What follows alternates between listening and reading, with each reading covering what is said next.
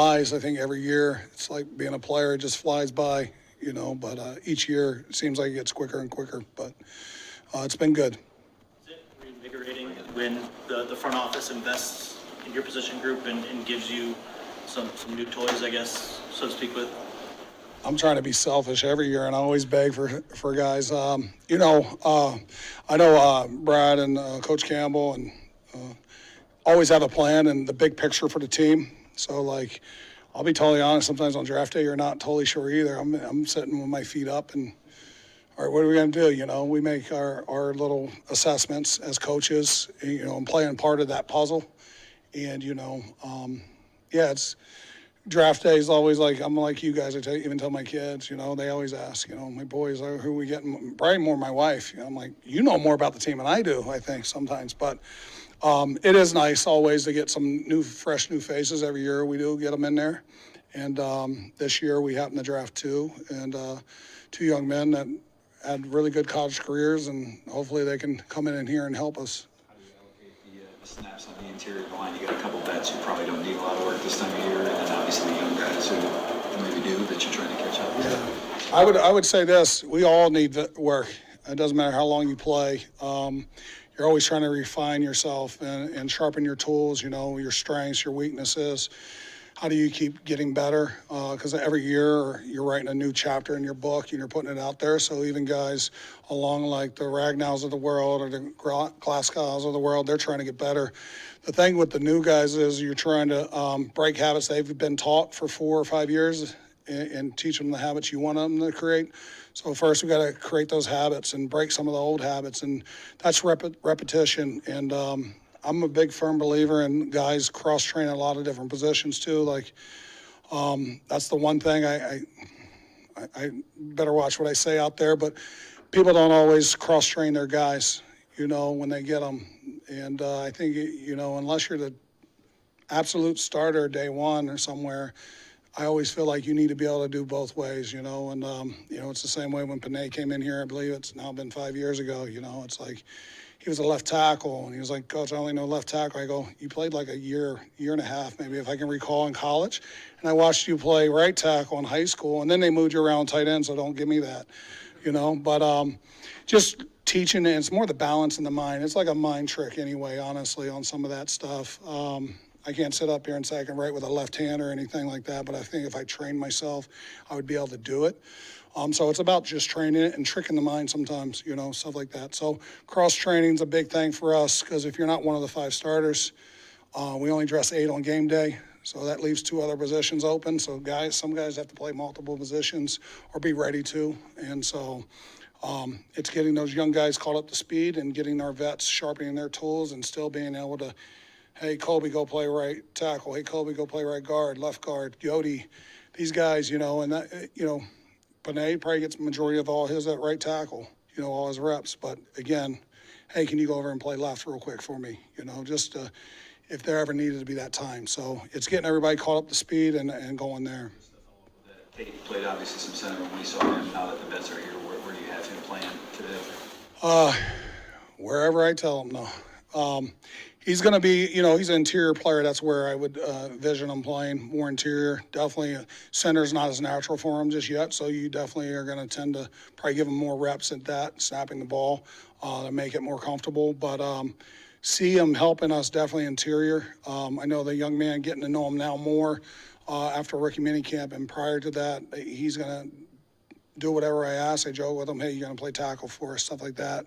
But he definitely needs some time on there to training. It's going to become natural for him. I thought what he did in rookie minicamp was pretty good for handling that. Our centers, like across the whole league, they do a lot. They have a lot on their plates.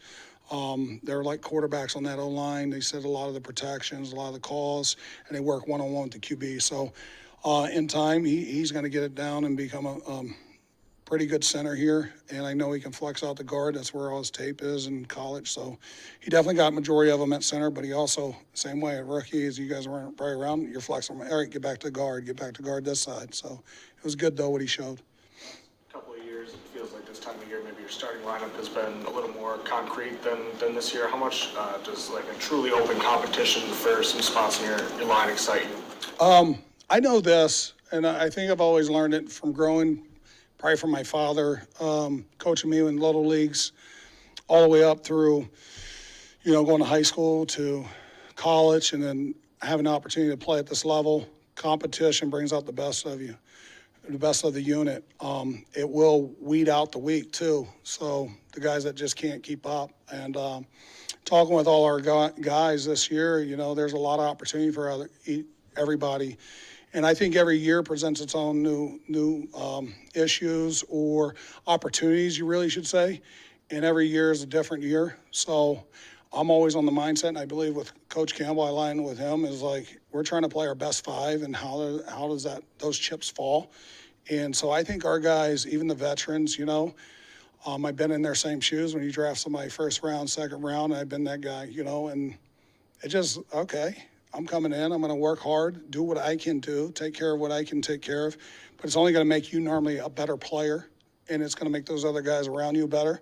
And so I think we just elevated our level of play probably this year. Now we got to go out and do it and do that, but the work ethic and the grind you're going to have and the all-in, all-together, you're going to see that this year because everyone wants to be in this room, and unfortunately, we can't keep everybody. We can't keep. If, like I said, I'm greedy. If they want to give me everybody and keep them on practice squad in there, I'd love to have them. But we're going to breed competition, and I think you're going to see the best from all these young men going forward. And we got a few months here before the pads really come on. Right now, I would say we're in underwear, so.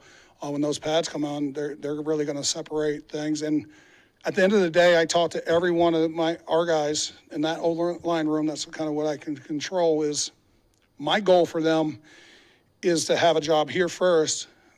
But if it's not here, what other 31 other teams are they going to be playing for? Because I always do believe we have a special unit here and special guys here. And so if it's not going to be with the Detroit Lions, what other 31 teams are you going to be on? You had a developmental year with Gio last year.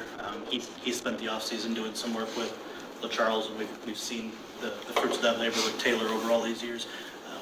I don't know how much you can assess the growth this early, but maybe even through last year, how do you feel about where Gio's at? I liked where he ended last year, where he was with his play, where his demeanor was. Where he really was assignment-wise, he really did a good job, and he grew every day. Coming back this year, I know he went out to see LaCharles, which LaCharles, I think there's a lot of guys out there that do a really good job with these guys, and I know what kind of shape Decker's in. We have a bunch of guys that go to LaCharles that's on our roster here, but I know this, like Deck always comes in ready to play, in shape and ready to go. And I know LaCharles a little bit. We played in the same era a little bit there. So I like what LaCharles is about and how he gets the guys ready to play. When it pertains to Gio, we'll see when these, the one thing, he does have a physical presence about him, and he can exert his physicality on the field, which is great. And that's what I think you got to see later in the year. Now it's, can he take that next step? It's a huge step. It's no longer, hey, we're trying to get all your base and balance right. There was a lot we changed with them, and I told him when we drafted him there was going to be a lot I was going to change how he did things, but it's the same way every year. You're coached for 4 or 5 years one way. You're coming to a new coach. Hey, I might want you to do this, tweak that foot there, turn your toe out, hey, place your hands here, all that. So all these little things, he's heard a whole year of me say it, and it's now, okay, can I take this, and now without thinking about all these little things that come into play, can I keep playing fast? And that's what we're going to see. And I think the biggest thing for O-line, you don't have to be the most talented, you don't have to be the strongest, you don't have to be the fastest, you got to be the most consistent. And if you're consistent, you'll play. Is he a tackle for you, or is he? He's a football player. Opportunity to interview with other teams for an OC position. Just wondering what you learned from that process about yourself and what other teams are viewing about you.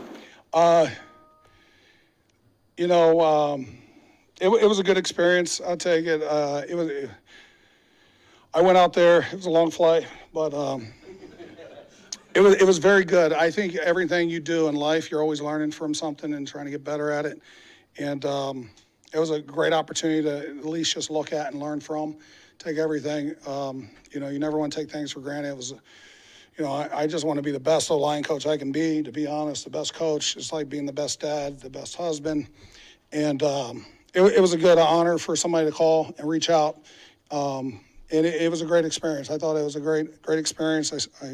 We had a great meeting, and I'm very glad, though, I'm back here because this is where I wanted to be with my family. And we got stuff special here. I got a special room, but definitely Mike was great out there, and it was a great little learning experience. And if it ever arose or came about again, it'd be another way to.